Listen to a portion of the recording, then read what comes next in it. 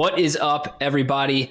Welcome back to another episode of the Limitless Business Owners Podcast. My name is Andrew Giorgi, and I'm here with my co-host of the podcast, Dan Fisher. If this is your first time listening to the podcast, first of all, we want to welcome you. Okay, we're super excited to be on this journey, this business owner journey with you, and help you along the way. Okay, our whole goal with this podcast and really our passion in life is to bring the everyday business owner content and stories they can relate to, and also fresh new perspectives, fresh new mindsets, new thoughts, new ideas, strategies, tactics to help you grow your business. Okay, if you take one thing out of each episode and start implementing it into your life and business today, we promise you're going to start seeing massive growth. Let's hop into the show. What's up, guys? Cool. Welcome back to another episode of the Limitless Business Owners Podcast. If I haven't got to introduce myself yet, I know you heard the intro, but I am Andrew. I'm here with my co-host, Dan Fisher. And today we have a special guest that we actually met through a group that Dan and I actually met in called Confident. So Kyle Reed's here with us today. He spoke in our Confident group and spoke on his journey from 9 to 5 to business ownership, which is what he's going to touch on today as well. And then he talked a lot about Google reviews and automation. Today, we're going to be talking CRM automation, marketing automation. And if Kyle feels like it, he might just give you some tips on Google reviews as well. So Kyle, man, welcome to the show. So pumped to have you here. Man, I appreciate you guys having me on. It's a pleasure. Absolutely. So Kyle, man, like I said, I'm stoked to have you here. I love seeing your social media posts. If you don't follow Kyle, I'll put links in the description of this show. It's probably 2 or 3 times a day he's putting stuff out. And I know you've been doing that for years. Like, people think, oh, wow, Kyle's growing a lot now, but it's like, dude, you were putting in work like for years. Probably had to ignore the likes and the comments on it for a little while, and you just kept at it, kept digging, So, man, that's so awesome. But Kyle, man, I'd love to hear your story, and wherever you want to start, wherever you want to finish, totally up to you. The floor is yours. Yeah, absolutely, man. I appreciate that. I'll touch on that social media for a second. I've had people left and right lately, like, man, you're growing. What have you been doing? Like, dude, I've been doing the same thing we're coming up on basically 2 years of at least 2 times a day on as some form of social media. Wow. Every single day. Haven't missed a day in over 2 years kind of deal. And, that's all kinds of different content. Sometimes it's just straight value. Sometimes it's like a sales type of a post. Sometimes it's, a sales with value, entertainment, all kind of different content. But the key to it is consistency, especially with intentional consistency. I don't just randomly put stuff up, but even if it's something that's a little less random or a little more random, a little less like, I'm like, shoot, I don't know what I'm going to talk about today. I'm just going to put some content out there. I don't delete it, even if it doesn't get much traction, because people still go back and they see that consistency, and then they go back and they comment on stuff. I'll have people, 10 days later, it seems like they're just going to go scope out my profile because they found me. And then boom, they comment on this, they comment on that, 15 days worth of posts all of a sudden at one time. And so it's important to me to have that consistency out there. But as far as, who I am and the things that I've been doing for the last couple of years, and then prior to that. So I live in Arkansas now with my wife. I grew up in Southeast Colorado, was born actually in the Denver area, and then went to school in the Denver area for what's called a metallurgical engineering degree.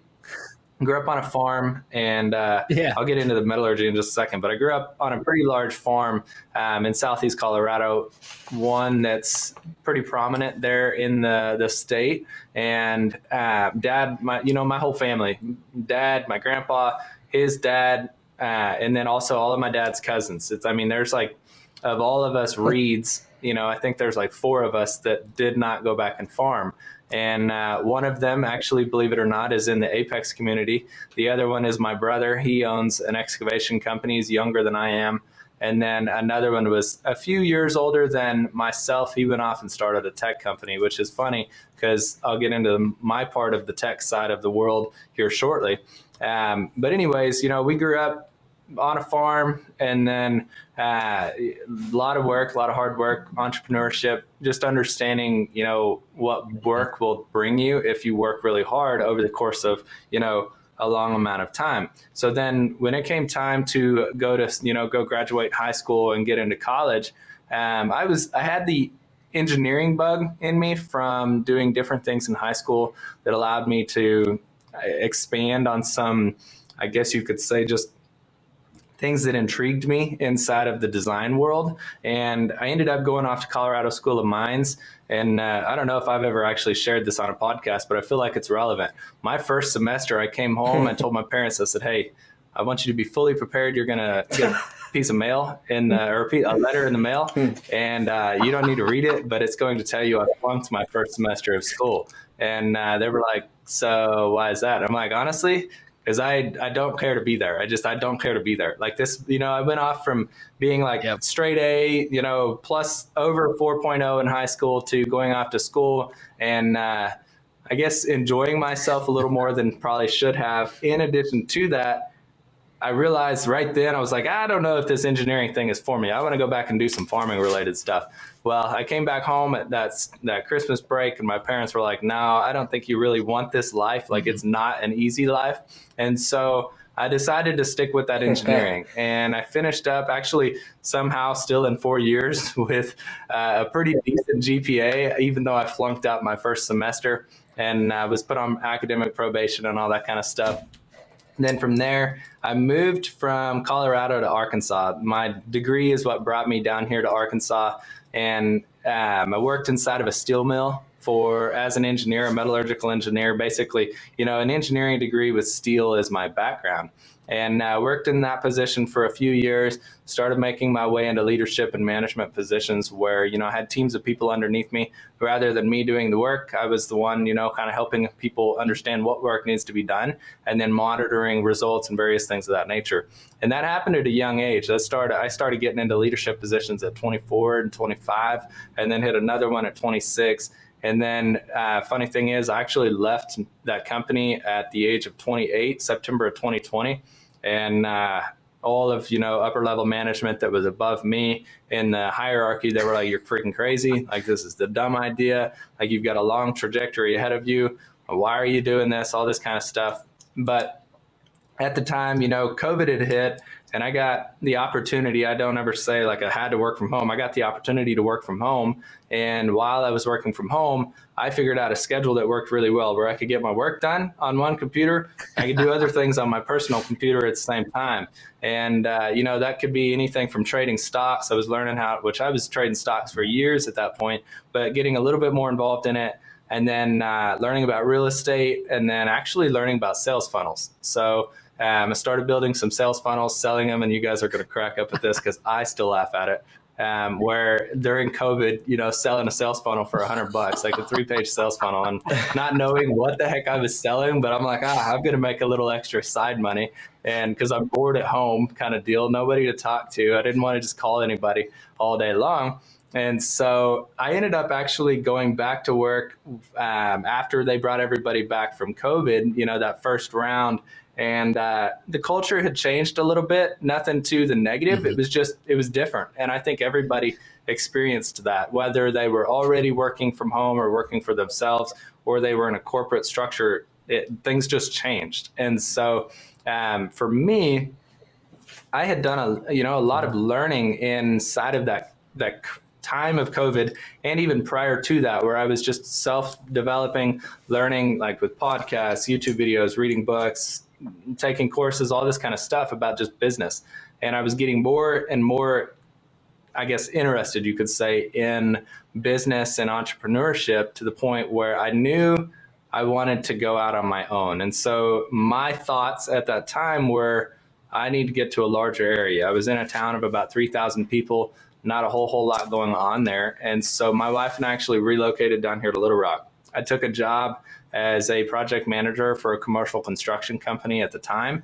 And at the same time, I had launched my marketing company. I realized, okay, cool, this is something that's actually intriguing to me. I enjoy, at the time I was building sales funnels, doing a little bit of email marketing. It's something that's intriguing to me. I'm decently good at it and I have zero training at it. So I'm going to invest a little bit of my money into a coach, into some training, into some courses, and then also, leverage my 9 to 5 at the new commercial construction company position to help keep me afloat. 10 months later, I quit that job largely due to two things. One was a disagreement in culture of what I enjoyed and what the culture was. And that was just, not everybody. I'm a firm believer that some people can work at a company and other people can't. And then, the people that can't could go work at somewhere else where somebody else couldn't work, right? Like it's just a fit for different kinds of people. But on the other side of it, that was even more important, I got to a point where I was taking sales calls at lunch, I was taking sales calls in the evenings, and I was building things in the evenings and on the weekends. And my wife was I could tell she was probably getting frustrated. And, I was spending a lot of time away from everybody because I was working. And then basically I'd get up, I'd hit the gym. That's when Chelsea and I would hang out. And then I would go to work, I'd come home, I'd do a sales call at lunch, and then I'd go back to work. And then there was starting to be that bleed, people were still reaching out to me, the communications, whether it be social media or emails or text messages or wherever it was starting to bleed into my 9 to 5.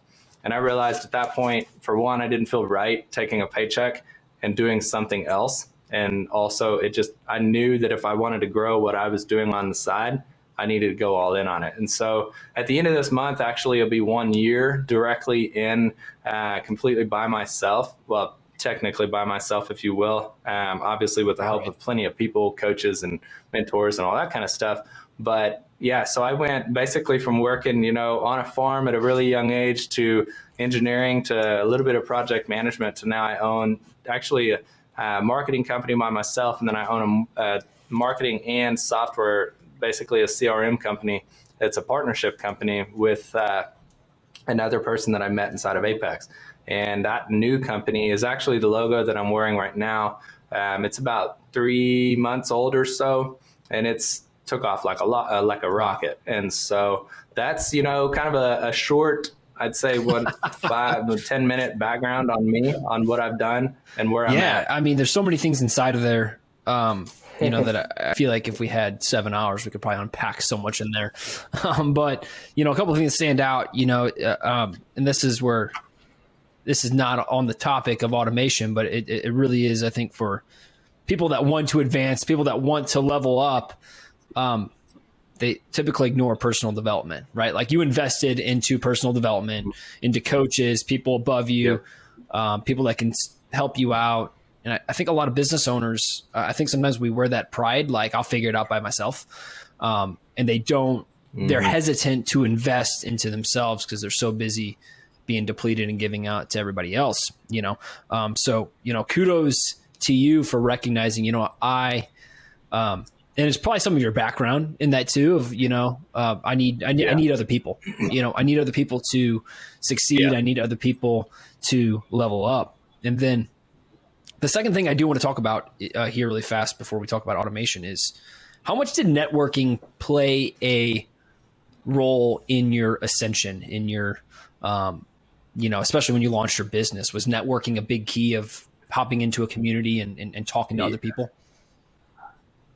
100%. I can actually take that back to a very young age too. So my mom ran the chamber in my hometown, and my mom and I are very alike, and my dad and my brother are very alike, and they'll tell you. So if they ever listen to this podcast, it's not like I'm going to be talking crap about them, but my dad and my brother are much more introverted than my mom and I.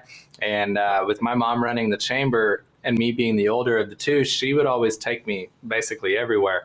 And so from a very young age, I got to be, networking with people, whether they be business owners, whether they be people in the chamber environment or whatever it was in my hometown. I got to just be around people at all ages. Then I went off to school and, in a similar capacity did the same thing. Then when I went to work for the steel company here in Arkansas, I got involved with just different even groups inside of that steel mill that wasn't necessarily directly involved in the employment, but it was kind of outside involvement, whether it be with the local chambers or various other places. And so, even though I was working for a steel company that whether I went to work and tried to sell something which wasn't my job or not, I still knew I had a paycheck. But I still was one, I wanted people to know who I was, and I wanted to know who people were. But when I joined the Apex community, which I know you guys are somewhat familiar with because of Anthony. When I joined that was December of 2020. And that was kind of an extra, we'll call it this, we turned the turbos up, if you will, to getting into networking groups. I basically just jumped right in, went full force, started meeting people, leveraging the relationships. But the way I did that was driving value to people for months and months and months and months without ever asking for anything in return. And then next thing you know, people started just bringing referrals to me. And to this day, some of those people in the earlier months or even earlier half a year of when I joined into Apex, because that's still my primary networking organization that I'm part of currently. Some of those earlier people they become clients of mine, and they're still clients of mine. And the amount of referrals that they bring to me because of the work because I showed them that I could be a trustworthy person long before I ever did the work for them. Then I did the work and duplicated that trustworthy effect. And then, they brought me a referral. I did it again. And now they just continuously bring referrals. And I think you guys probably would see that too, Absolutely. right? I mean, everybody who goes into a networking community brings value long before they try to sell anybody. You're going to win long-term. It's a long-term play by all means, but long-term it's going to work.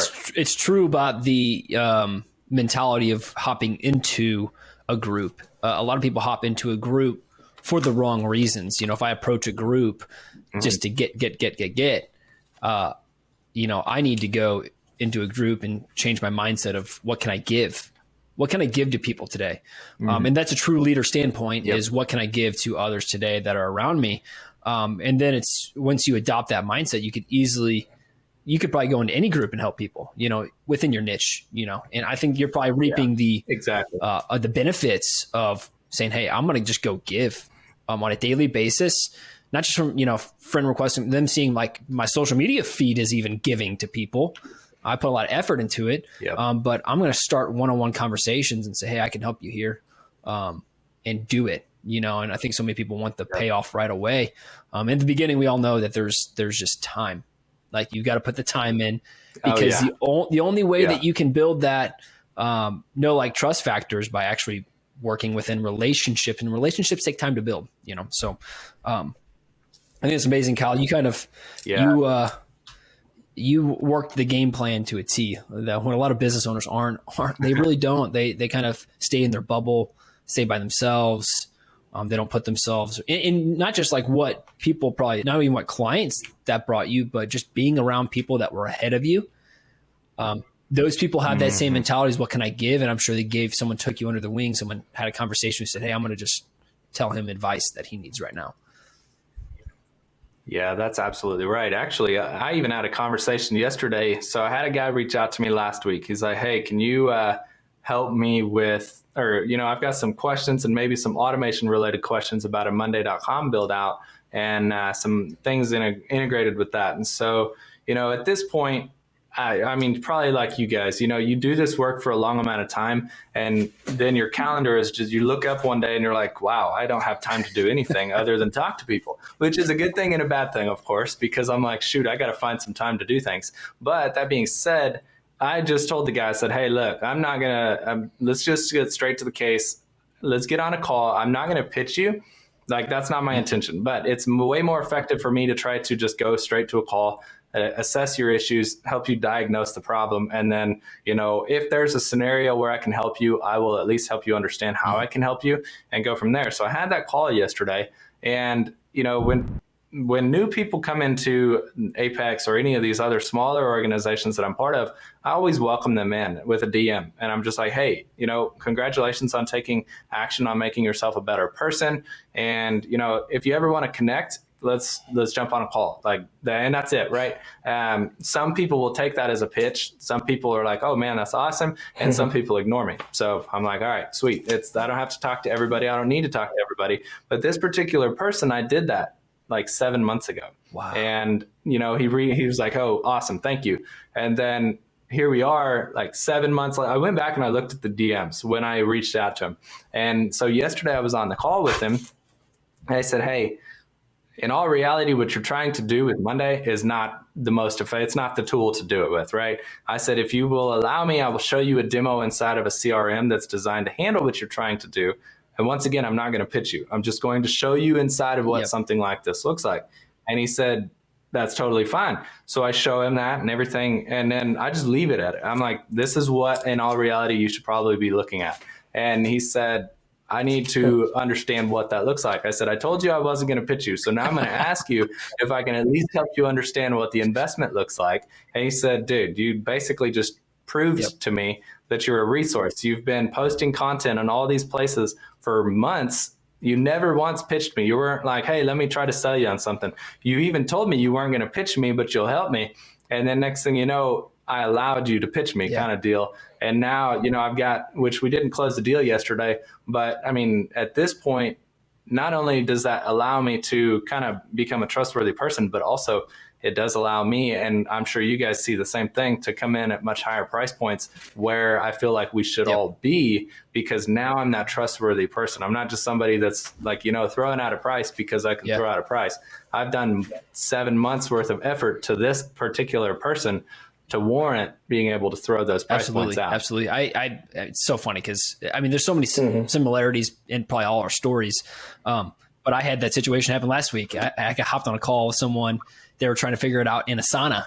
They said, hey, is Asana the right tool for me? Yeah. And I was like, hey man, let me just hop on and I'll just show you under the hood a little bit of, what's, were they looking for like project management on that side, or were they looking for like CRM?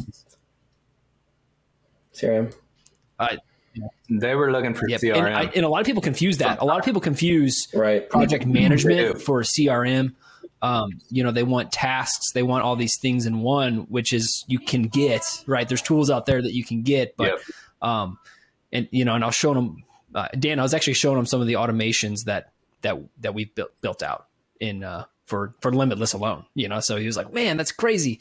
And Kyle, I know that you could probably on that call, the guy was probably like, holy smokes. Like, Yeah, it was funny because he's in mortgage, and he was like, I need when somebody moves into a certain stage, everybody, including the person receiving the loan, the realtor, the title people, all these folks, I need them all to receive communication. And I know that my people are just sending out text messages and emails, and I'm sure there's a way to do that. And I'm like, yeah, there sure is. And so, a lot of people, it quite honestly blows a lot of people's mind that something like that's possible. But I do believe that it's my responsibility, your guys' responsibility, to share with folks what is possible out in the world. And, because it allows them to get their time back. I mean, drastically. I was looking up I was like, hey, I really want to know if there's been studies done on the ROI of automation, CRM automation and marketing automation, which those two are one, they can intertwine. They're different though, marketing automation on one side, CRM automation more for managing leads. CRM automation is so new though. We think it's normal, but like you ask any industry, anywhere from home services to lawyers, like it is so new. No one has it. It's all manual. So like it's a wide open thing. So the problem with us is like, since it's a blue ocean, we got to go out and do the education. And a lot of people discount it, right? Yes. It's like having a website back in 2000, like no one cared. And so now it's like, how can we get those automations? Because you can run a really successful business. I'm about to do it with 3 people. We downsized a little bit. Yeah, we've done it in the past, and you can, using like the high level, operating system, like you can go through and take away everything. Like, and it's just when I go and talk to these home service people, like it's such a need. These guys are busy. Like you were talking about time, Kyle, whenever you're like, time is your most important commodity, and you only have, let's say you have 12 hours, and that's even like a unhealthy work-life balance at that point. If you have 12 hours a day, you then lose the opportunity to really, you can only fill that out. So you can't go any farther than that. So now you have to scale your time somehow, and that has to come through automation. Well, and I think about, Dan, we had this conversation a couple of weeks ago, supply and demand. In Kyle, I would probably say that most of your automation is probably for the service-based business type. I mean, when you start getting into like e-com and there is some automation on that end that can be done, but majority, the biggest impact is in service-based businesses. And, Dan, you and I were talking a couple of weeks ago on a podcast about supply and demand. Demand is, do we have customers, right? Do we have clients, leads? Supply is our time. When in a service-based business, our supply is our time typically. So how do we maximize supply? Well, you can either add employees, or how do I turn 8 hours into 16 hours? And that's what we're talking about here with automation, is being able to multiply your time and save you on the medial tasks. And this is just some, and Kyle, you might have some other numbers for this, but I just looked this up before this podcast. A couple of different sources here. This was back in 2014. So probably right when CRMs started to become more robust and things like that. Back in 2014, for every dollar spent on a CRM, you got an average of $8 back. It's a great investment. 100%. I haven't necessarily put the dollars to the most recent tests, but there is one client who and this is actually not even full automation. It's more just allowing them to utilize a text messaging platform inside of a CRM that, handles a lot of that follow-up, or just a text blast. Like, it's a cleaning company. We work with a lot of service-based businesses. Mostly, I would say, like a lot of folks in our realm do, because service-based businesses, as you just touched on, they need a lot of this work, and they're busy. They're out in the field. But anyways, this one person, she's like, hey, like, we didn't even have the CRM ready to go. And she said, I have some openings tomorrow. Can I use the texting system? I'm like, yeah, let's jump on a 5-minute Zoom call right quick. And let's launch it, right? Let's push it through. I had no clue that we were going to, I had to go remove myself as a user, because we sent it to like 780 people. Wow. Within 2 minutes, she had that spot plus like 3 people wanting that spot filled. Plus, I want to say like 12, I'm not kidding you, 12 people were like, I want to jump on recurring services. Dead leads. And I'm like, well, if that's not dead list reactivation, I don't know what is. And so, this person, like, I mean, hell, the CRM investment, a couple $100 a month, right? Well, that just got wiped out 100% by that one little measure. The sending a text message to 790 people, and in 5 minutes got all that money back plus some for the rest of pretty much the year. Probably. I mean, I've seen CRMs change businesses, and they utilize zero automation. They didn't have a CRM. They were working off notepads and spreadsheets before, but now they give the power of CRM to their salespeople, and they're like, holy crap, we just 3x'd. It's like, you didn't have to hire anyone. You just had a tool, right? Imagine having to drive nails and building a house, driving nails in with your fists, right? It's like, let's get a hammer, So, and here's some other things. And I don't know, I didn't get to dig into the studies too much, but this one study said it boosted productivity by 20%. I would argue that's low. Actually, let me tell you something on that. So you were talking about people discounting this, and I'll help you guys with something that's helped me. Imagine you go in and, you go to sell a CRM for whatever the pricing is, or selling an automation system development. Obviously, in most capacities, those are probably going to be comparative to a website development. Like, we just know that's where it's at. But where I have helped people understand the investment of this is, imagine, let's say we've got, 3 different people or 4 to 5 different people in a small roofing company or a cleaning company or something like that. You've got the owner, you've got some technicians, and maybe you've got an admin person doing a lot of scheduling, all the follow-up, sending out jobs, sending out all this stuff, right?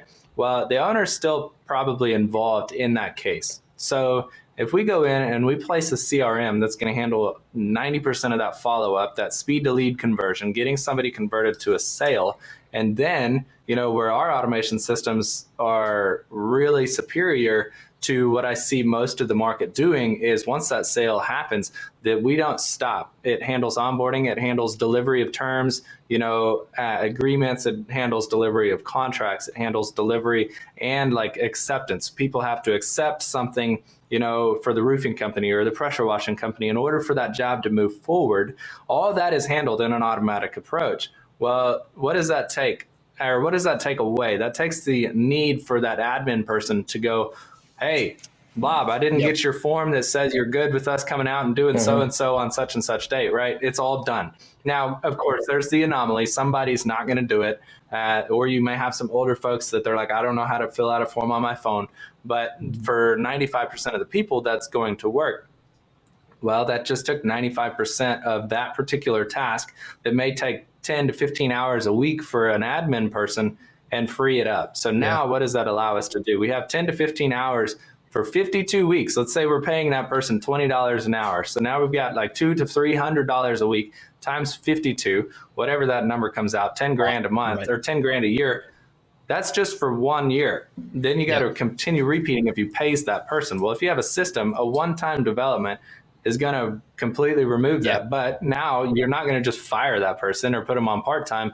You get to allow the owner now gets to say, okay, admin person, I'm going to give you a pay bump and I'm going to give you more higher value tasks. And then from there, you get to make more money. The business gets to make more money. And subconsciously, the owner of the business now gets to realize, I don't have to be the person working in the business. I get to work on the business.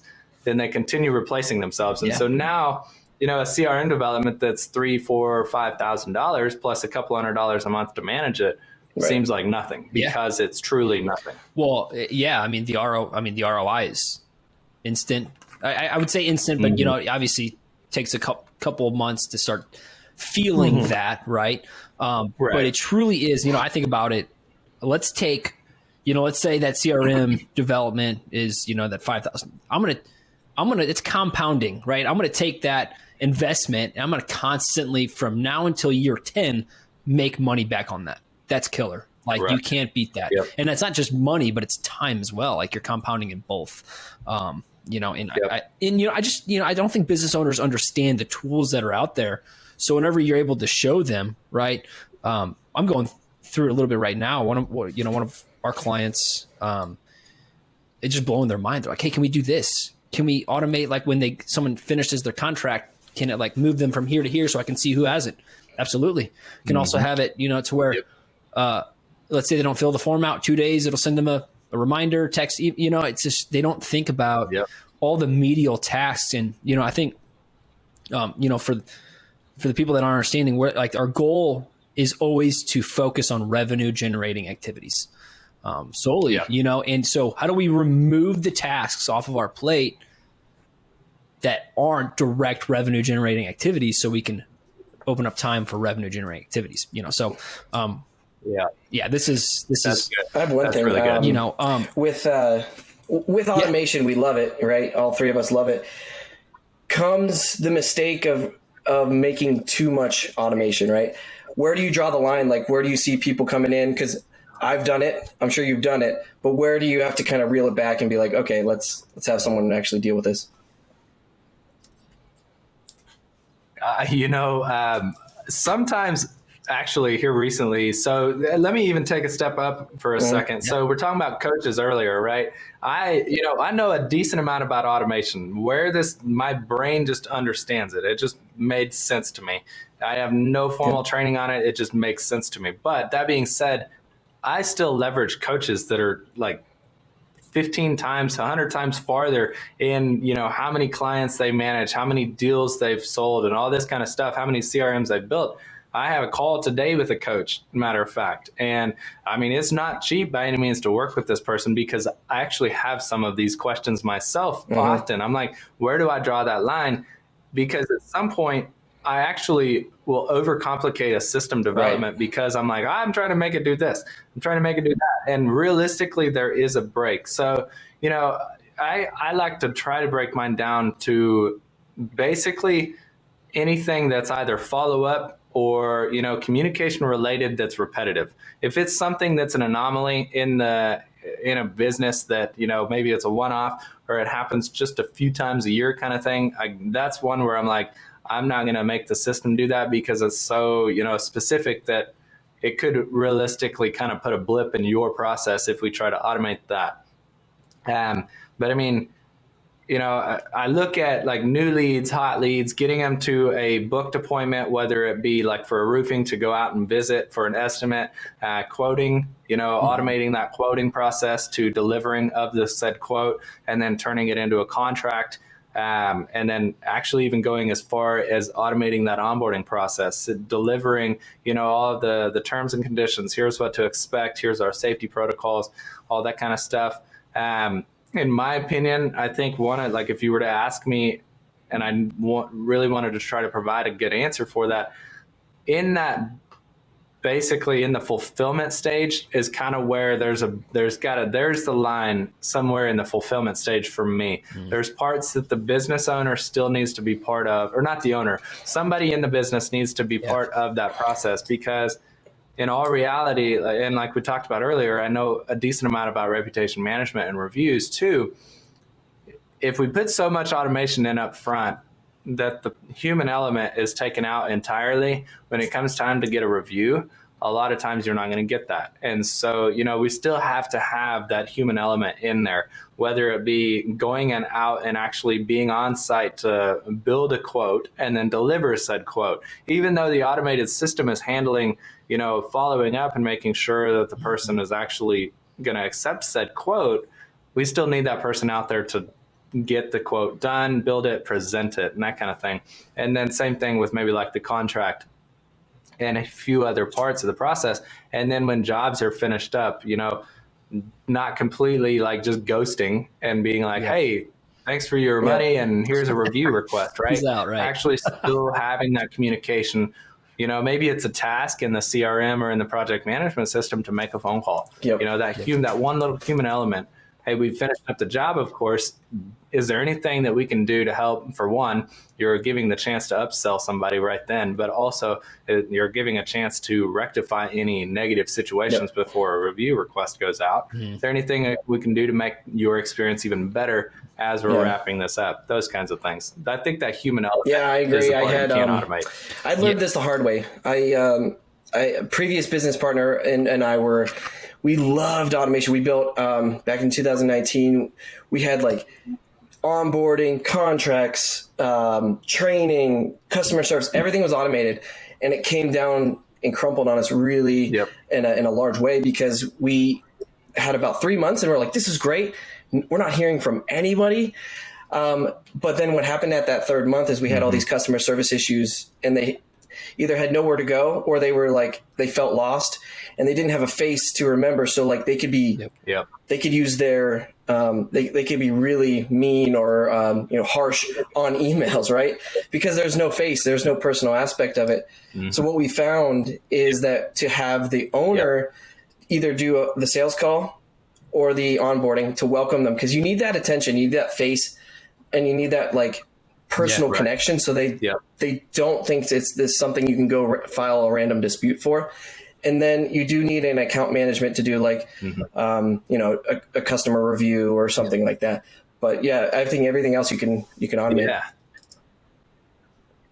And 100%. Matter of fact, this is a tip for you guys, and you may already be doing it, but anybody listening trying to get into this space, if they're trying to deliver any kind of services, one thing that we have is I personally onboard everybody right now. And my business partner, he does a lot more of the sales. He's really good at sales. I'm really good at the project management side and the development side, and making sure that our teams are, getting the work done. But I'm the face of 90, like after he makes the sale, I'm the face of 90% of it.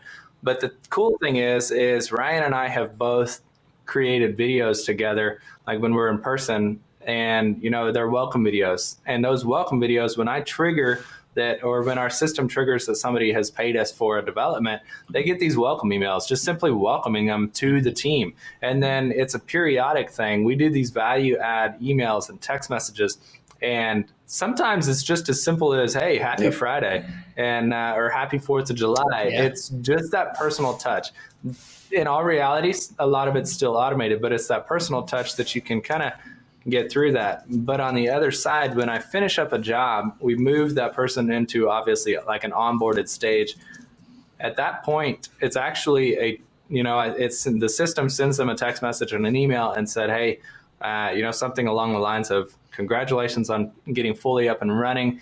We're going to reach back out to you in 2 weeks. We want to have another call with you in 2 weeks. Like, we want to see how it's going in 2 weeks. And then it's monthly after that. We actually send that, it may be a video from myself or from Ryan, and then the link that they can schedule a calendar invite. Maybe not everybody is going to do it, but like I audit what people are doing. If I see that there's not a lot of action inside of a system, then I'm like, hey, I reach out, I'm calling them. Yeah. I'm like, let's get on a call. I see you're not using your system. What's going on?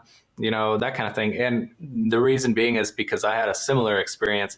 I was onboarding last year a plentiful number of people with reputation management. I'd get them onboarded and I would just send them reports, but there was no face to anything. Yep. And there was no that communication. And so I started losing people because of it. Even though we were bringing them results, I was just basically bringing results, nothing else. Like, there was no, you're just bringing them work, basically. Yeah, that's true.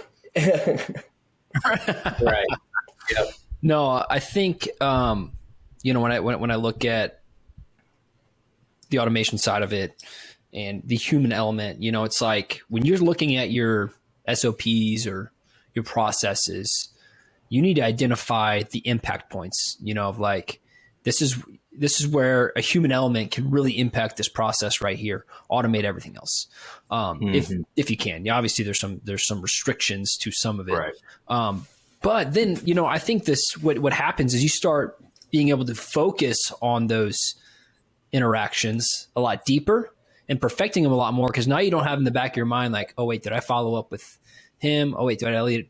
It's all, those things are being taken care of like that on autopilot.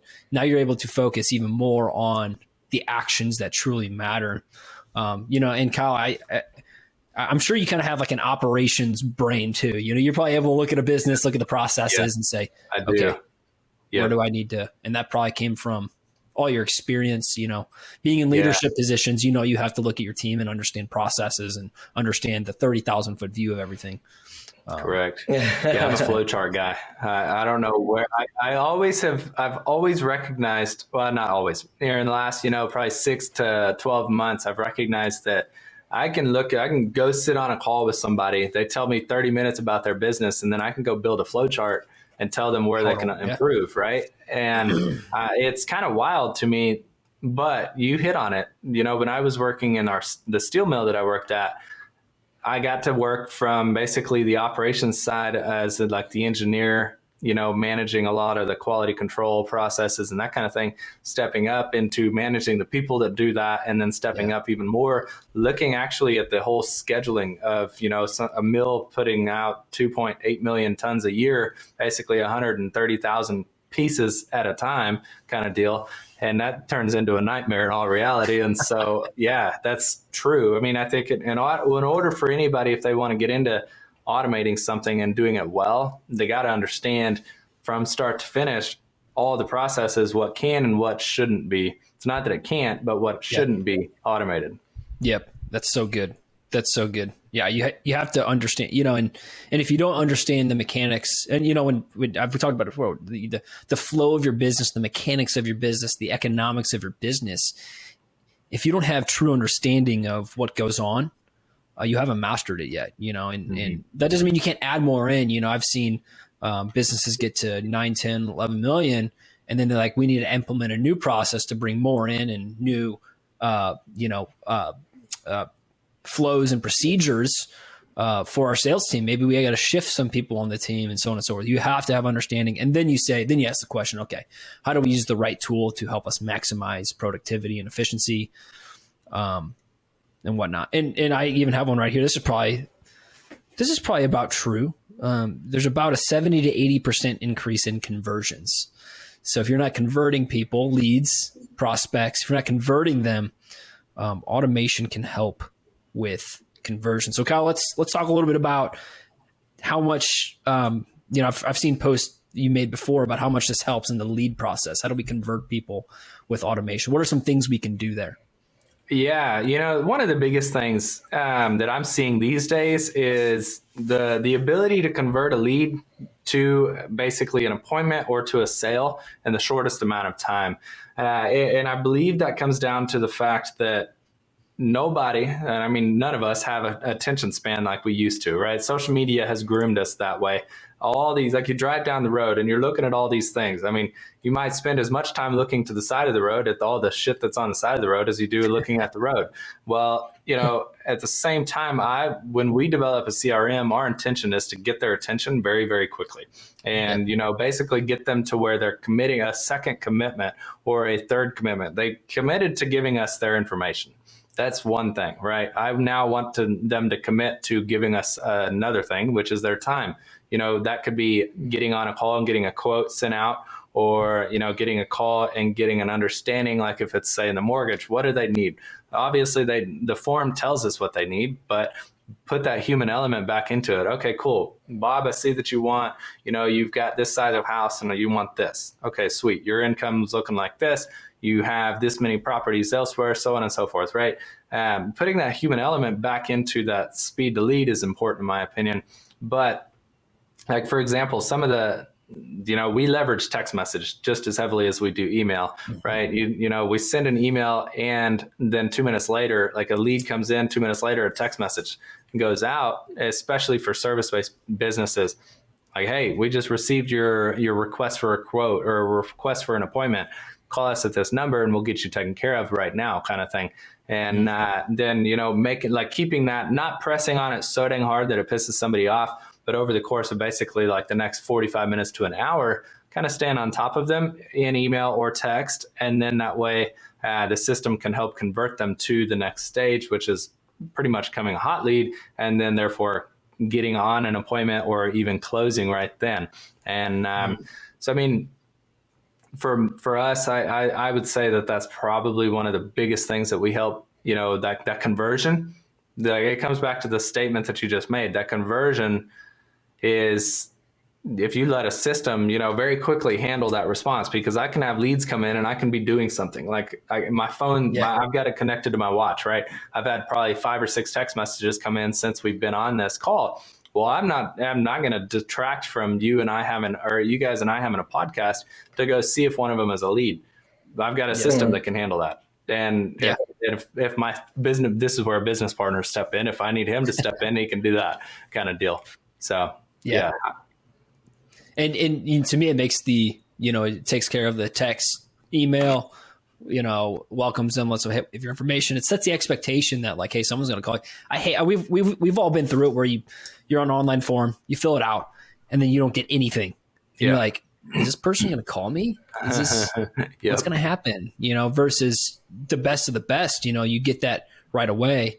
Say, hey, you know, someone's going to reach out. Hey, watch this video or whatever right away. Set some expectation before you hop on the call, and you get them, they're already excited for that call. You know, so there's definitely several different ways for it to impact your conversions. If you're like, man, if you don't know what your conversion rate is, you got some math to do, you know, like you have to understand that in your business to reach the next level. You truly have to understand really just data points across your business to be able to say, hey, you know, our sales team needs to do better. We need to close more, have more effective phone calls. We just need more phone calls in general. We're having 5 a day. We need 50 a day, you know? So it tells you, you know, the data tells you where you need to focus on your business. You know, so man, this is an amazing conversation. And I know a lot of businesses are going to listen to this and say, and it's like going to get those wheels turned in their head. Like, okay. You know? So this is amazing. I'm looking at some of my questions. We did answer most of these, but you know, Kyle, what would you say to the business owner that either doesn't have a CRM, okay, they don't have a CRM, or they have a CRM, but they're not utilizing it to the fullest capacity? Man, I would say that 90% of the people that we work with are one of those two. And I would even go as far as saying that more than half, in my opinion. I've even used the analogy that the service-based business owners, they take up the island of the Bahamas, and then the service-based business owners that aren't using systems to help them grow their business are the United States. Like I'm of the opinion that that's the case, and so I think, you know, that's a scenario that many people, And it's not at their fault. They're either like, if I look at my lawn mowing guy, he's mowing my yard. He's driving around. He and his team are mowing yards. They're not at home. When they get home, they're tired. They're hot. They're sweaty, and they want to either drink a beer or sit down, hang out with their family.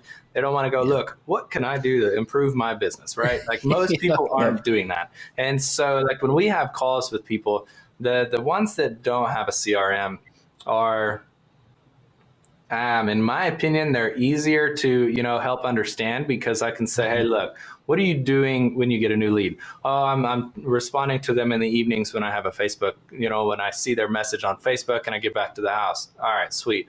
How many of those people do you get in touch with and they're like, yeah, I've already found somebody to mow my yard or clean my house or come dig my pool? Well, there's probably a handful of those people. And, that's an understanding of these folks realize that, okay, they lost money there, right? How much money did you lose or basically not be able to bring in the event that somebody reached out to you at 11 o'clock today, but you were on the tractor, you were on the mower, you were digging the pool or whatever it was, and you didn't get back to it until this evening? I mean, if it's a high ticket like a pool, hell, that might be $20,000 that business wasn't able to bring in. Well, that kind of thing. Or let's take it a step further. Let's say, the guy caught a lead at lunch and we're good. We got him to an appointment, but now this is where that onboarding process, I actually am working with a client, pressure washing client. I asked him because I was like, hey, what kinds of things when you go to a job do you need the person to be aware of? And he said, well, I'm going to give you an example. And he told me he talked to a homeowner that had a particular stained driveway. And my client was like, hey, I can't use X, Y, and Z on certain kinds of stain. What kind of stain is it? And the guy said, oh, it's just your normal kind of stain, right? Communication stopped. Pressure washing company goes out there, ruins a spot of the concrete. And now, all hell break loose because of something like that. Well, now let's say we had terms and conditions kind of thing delivered in the event that somebody, and then they have to accept it. They have to acknowledge it. It protects the business, right? That's another, say, $1,000, $5,000, $10,000 that the business is not. Of course, somebody can still be a pain in the butt and try to come back to them now. So like I present it to people, help them understand what's the lost opportunity by not leveraging any kind of a system if they don't have a system. Then the ones that have a system, sometimes those are easy to help them understand. Sometimes they're like, man, I love my system. I'm like, what do you love about it? You're not even using it. And so they're like, oh, it does this and this. I'm like, but you're using like 2% of the system. And with that being said, with the folks that have systems, I just ask, I go through the same kind of process. How quick is your follow-up? How fast are you converting that follow-up? Are you taking, say 100 people come in, or 5 people scheduling an appointment, or 100 people scheduling an appointment, or 50 of them not converting? How many of that, right? Do you even know your metrics? Oh, maybe I do, but I got to track them in Excel sheets. Well, you don't need to do that. A CRM properly developed can do that, right? And that kind of thing. Then there's the ones, they're like, I love my system. It can do this. It can do this. I basically go straight to demo mode. And I'm like, let me show you something that works really effectively for somebody in your industry. Because at this point, we've got a handful, we work with a lot of different service-based industries. So like if somebody comes to us and they're like, I run a lawn mowing company. Sweet. Got a company that I can pull you, like literally show you. I'm not going to show you their financial scenario, but I'm going to show you everything else, right? And then I'm going to go back to my CRM. I'm going to show you how the communication works inbound and outbound. And then they're just like, wow, this is pretty sweet. Let's take a look at actually implementing it, right? And the biggest, I think it comes down to anybody, the demo. I've learned that from one of our, the guy that I'm talking to today, he's like, look, dude, sell the demo. Like that's how you sell. And I've been doing that for a long time. I show them results. I show them examples of what's already been done and what's currently working for clients. And then, it blows their mind. They're like, oh, I didn't realize I could have my texts, emails, Facebook, and all this other all in one spot. Yep, you sure can. Makes your life easy. You don't have to go looking at 40 different apps to get the same thing done. Yeah. It's crazy. We seem to have like a... Would you say that... We seem to have like a maybe it's changing, but we seem to have a work harder, not work smarter mentality in the majority of people right now.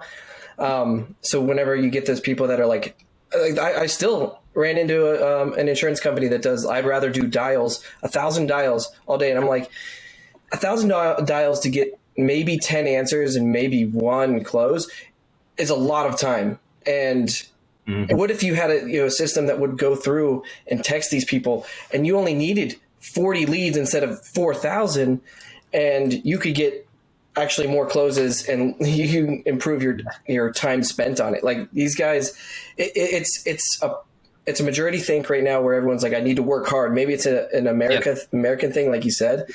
And a lot of people are like, so they want to skip steps. They want to get to that 4-hour work week.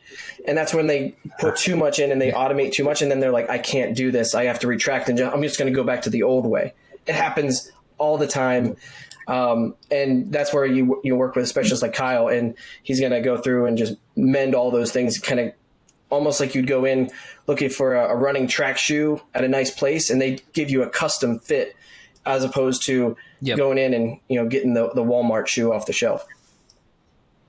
Well, and I would imagine it's, it is overwhelming, technology that people don't know, it's overwhelming, so if you're listening to this, you're like, man, this seems like a lot. And it seems like it's not a fit for me.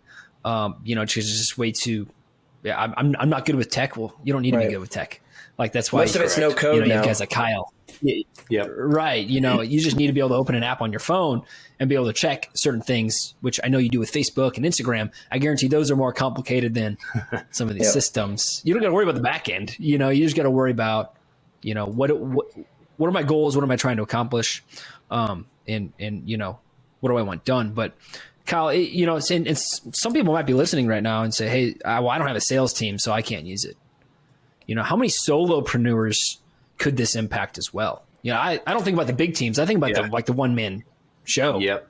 Man, to be quite honest, the pressure washing guy that I was telling you about, he's a solo guy.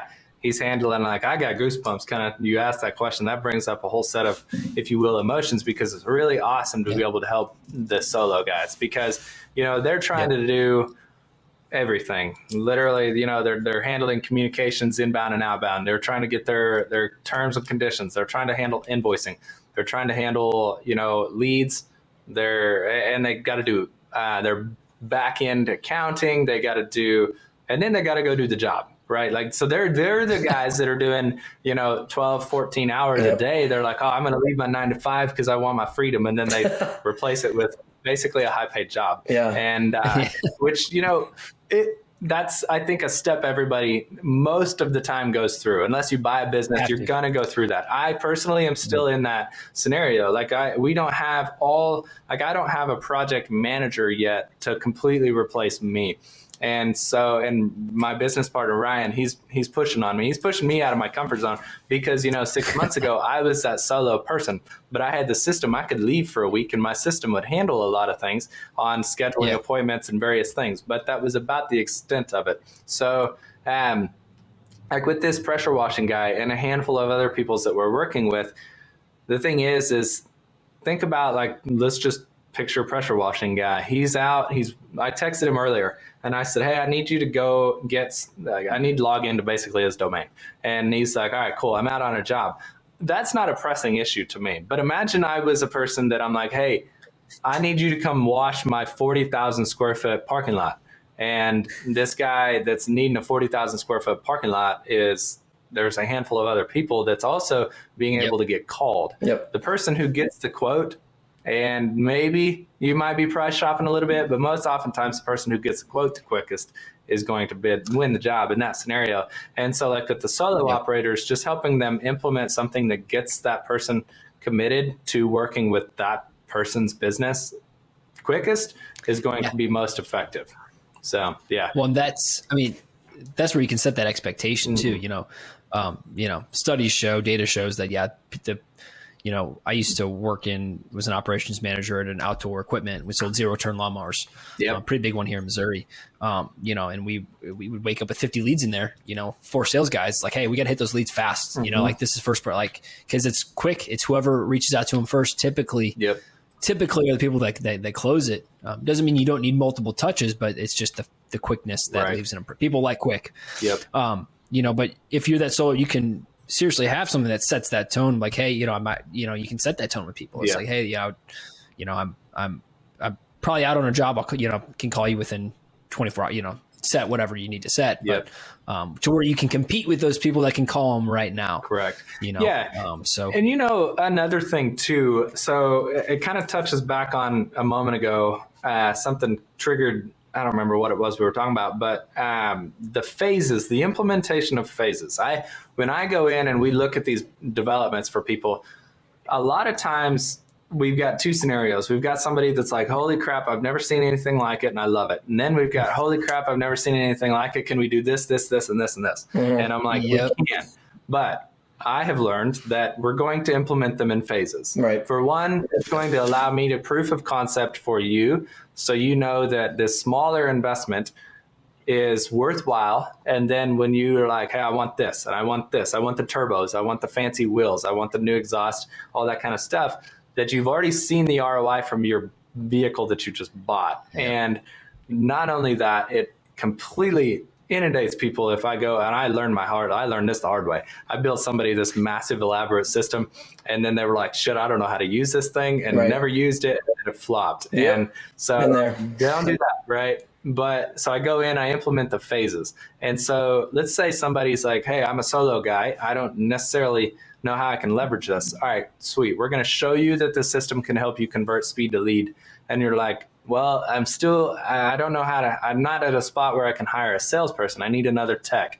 I'm like, all right, sweet. Well, what we're going to do, phase 2, we're going to implement people who are actually they're basically appointment setters. They're going to call the leads, a VA team, right? That can come in, they receive said lead, they call. You don't need to be calling. They set the appointment. They see, okay, my pressure washing guy, he's got an appointment. This is probably looking like, well, maybe we just quote it. We're going to get the guy out there to quote it on Friday afternoon.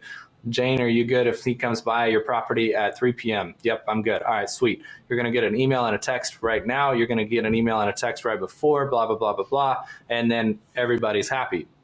Guy doing the pressure washing out in the field, he didn't have to stop. He's still pressure washing. He's making his money. He's doing his things while he has an external team that's, not because of the way that we can build teams across the world now. It doesn't cost so much dang money that they can still leverage that. It's so crazy, the stuff that we have now. The VA stuff has really changed the game.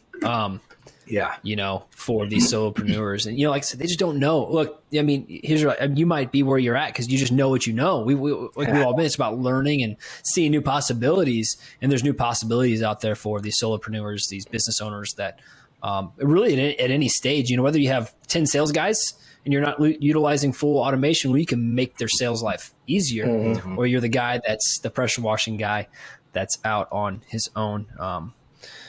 Cal, I know we're coming up on time here, man. So I want to be respectful of that.